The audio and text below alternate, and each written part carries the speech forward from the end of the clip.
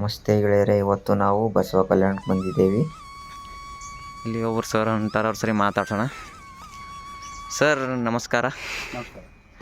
ಇದು ನಾ ಯೂಟ್ಯೂಬರ್ ಇದ್ದೆ, ಪಾಂಡು ಜಮಾದಾರ್ ಅಂತ. ಸಂತೋಷ. ಏನಂದ್ರೆ ಇಲ್ಲಿ ನೀವು ಬಸವಣ್ಣನೊಂದು ಸ್ಟ್ಯಾಚು ನೋಡಿ ಹೊಂಟಿರಲ್ಲ, ಇಲ್ಲಿಂದೊಂದು ನಿಮ್ದು ಏನರ ಅಭಿಪ್ರಾಯ ಏನರ? ನಾನು ಮೂಲತಃ ಕಲಬುರಗಿ ಜಿಲ್ಲೆಯ ಚಿತ್ತಾಪುರ ತಾಲೂಕಿನ ರಾಮತೀರ್ಥ ಗ್ರಾಮದವನಾಗಿದ್ದೇನೆ. ನನ್ನ ಹೆಸರು ಅಯ್ಯಪ್ಪ ರಾಮತೀರ್ಥ ಅಂತೇಳಿ. ನಾನು ನಿನ್ನೆ ತಾನೇ ಬಸವ ಕಲ್ಯಾಣಕ್ಕೆ ಬಂದೆ.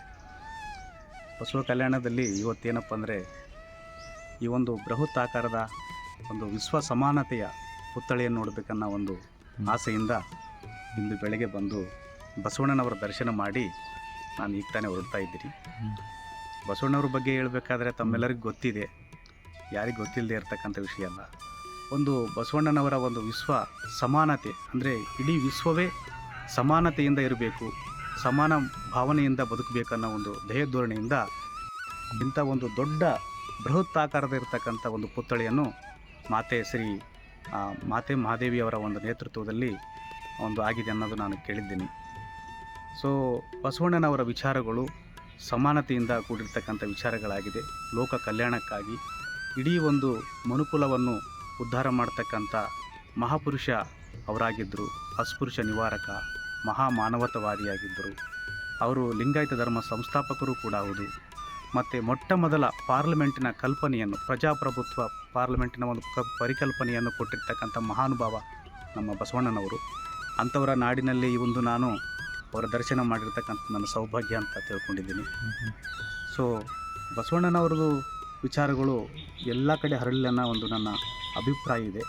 ಬಸವಣ್ಣನ ವಿಚಾರಗಳಿಂದ, ತತ್ವಗಳಿಂದ, ಶರಣರು ಹಾಕ್ಕೊಟ್ಟಿರ್ತಕ್ಕಂಥ ಮಾರ್ಗಗಳಿಂದ ಇವತ್ತು ಮನುಕುಲದಲ್ಲಿ ಇರ್ತಕ್ಕಂಥ ಎಲ್ಲ ಸಮಸ್ಯೆಗಳನ್ನು, ಮೌಢ್ಯತೆ ಆಗಿರಲಿ, ಲಿಂಗ ತಾರತಮ್ಯ ಆಗಿರಲಿ, ಜಾತಿ ವ್ಯವಸ್ಥೆ ಆಗಿರಲಿ, ಒಂದು ಕೀಳು ಮನೋಭಾವನೆ ಇರ್ತಕ್ಕಂಥವರು ಕೂಡ ಮೇಲಿರಿಮೆಯಿಂದ ಬದುಕ್ತಕ್ಕಂಥ ಒಂದು ಸನ್ಮಾರ್ಗ ಇವತ್ತು ನಮ್ಮ ಬಸವಣ್ಣನವರ ವಚನಗಳಲ್ಲಿ ಕಾಣ್ತೀವಿ. ಎಲ್ಲೂ ಕೂಡ ಬಸವಣ್ಣನವರು ಮನುಷ್ಯನಿಗೆ ಒಳಿತಾಗ್ತಕ್ಕಂಥ ವಿಚಾರಗಳನ್ನು ಹೇಳಿದರೆ ಹೊರತು ಬೇರೆ ಯಾವುದೂ ಕೂಡ ಅಧರ್ಮದ ಕೆಲಸಗಳನ್ನು ಮಾಡಿಬೇಡಿ ಅಂತ ಹೇಳಿದ್ದಾರೆ. ಬಟ್ ಬಸವಣ್ಣನವರ ಒಂದು ವಿಚಾರಗಳು ಇವತ್ತು ಎಲ್ಲ ಜಗತ್ತು ಕಡೆ ಹರಡ್ತಾ ಇದೆ. ಹೀಗೆ ಹರಡಲಿ, ಇಡೀ ವಿಶ್ವ ಕಲ್ಯಾಣವಾಗಲಿ ಅನ್ನೋ ಅಭಿಪ್ರಾಯ, ಒಂದು ಭಾವನೆ ನನಗೂ ಕೂಡ ಇದೆ. ಸೊ ಹಾಗಾಗಿ ನಾನು ಇವತ್ತು ಬಂದದ್ದು, ತಾವು ಕೂಡ ನನ್ನನ್ನು ಕಂಡು ಮಾತಾಡಿಸಿದ್ದು ತುಂಬ ಸಂತೋಷ.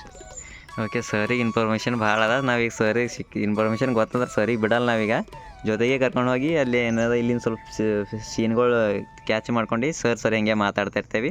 ನೀವು ವಿಡಿಯೋದಲ್ಲಿ ಕಂಟಿನ್ಯೂ ಇರ್ರಿ. ಇದು ನೋಡ್ತಾರ ಲೈಫ್ ನೋಡ್ರಿ ಅವಾಗಿಂದ ಸರಿಗೆ ಅನ್ಸ್ಲತ್ತಲ್ಲ ರೀ.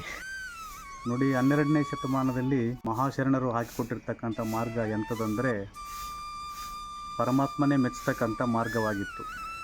ಹಾಗಾಗಿ ಆಗಿನ ಕಾಲದ ಶರಣರ ವಚನಗಳನ್ನು ಅನುಭವಿಸಿದ ಸರ್ವ ಸಮುದಾಯದವರು ಕೂಡ ಯಾವುದೇ ಕಾಯಿಲೆಗಳಿಲ್ಲದೆ ಆರೋಗ್ಯಕರವಾದ ಜೀವನವನ್ನು ಮಾಡುತ್ತಿದ್ದರು. ಏಕೆಂದರೆ ಅವರಿಗೆ ದುರಾಸೆ ಇರಲಿಲ್ಲ, ಮೋಸವೆಂಬುದು ಗೊತ್ತಿರಲಿಲ್ಲ. ಇವತ್ತಿನ ದಿನದಲ್ಲಿ ಮನುಷ್ಯ ತನ್ನ ಸ್ವಾರ್ಥಕ್ಕೋಸ್ಕರ ಧರ್ಮ ಮಾರ್ಗವನ್ನು ಬಿಟ್ಟು ಶರಣರ ವಚನಗಳನ್ನು ಮರೆತು ಇಡೀ ಸಮಾಜವನ್ನು ಕಲುಷಿತ ಮಾಡಿರ್ತಕ್ಕಂಥ ಇವತ್ತು ಪಾಪದ ಕೆಲಸ ಮನುಷ್ಯನಿಂದ ಆಗ್ತಾಯಿದೆ.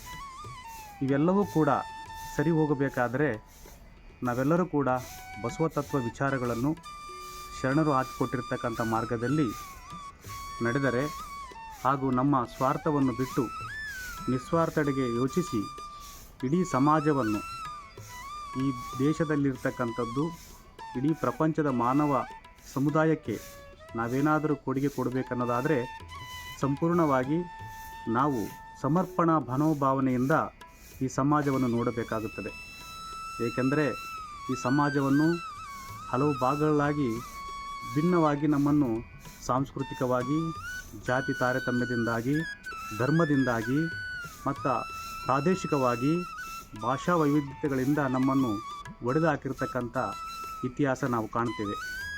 ಈ ಇತಿಹಾಸವನ್ನು ಮತ್ತೆ ಮರುಕಳಿಸಿ ನಾವು ಅದನ್ನೆಲ್ಲ ಒಂದು ಪರಿಶೀಲನೆ ಮಾಡಿ ಅದರಲ್ಲಿ ಸರಿ ಯಾವುದು, ತಪ್ಪು ಯಾವುದಂಥ ಲೋಪಗಳನ್ನೆಲ್ಲ ಹುಡುಕಿ ಸನ್ಮಾರ್ಗದಾಗ ನಡಿಬೇಕಾದರೆ ಲೋಕ ಕಲ್ಯಾಣಕ್ಕಾಗಿ ಎಲ್ಲರೂ ಈ ಒಂದು ಶರಣರ ಮಾರ್ಗದಲ್ಲಿ, ಮಹಾಪುರುಷರ ಮಾರ್ಗದಲ್ಲಿ ನಡೆದಾಗ ಮಾತ್ರ ನಮ್ಮ ಜೀವನ ಸಾರ್ಥಕ ಆಗ್ತದೆ.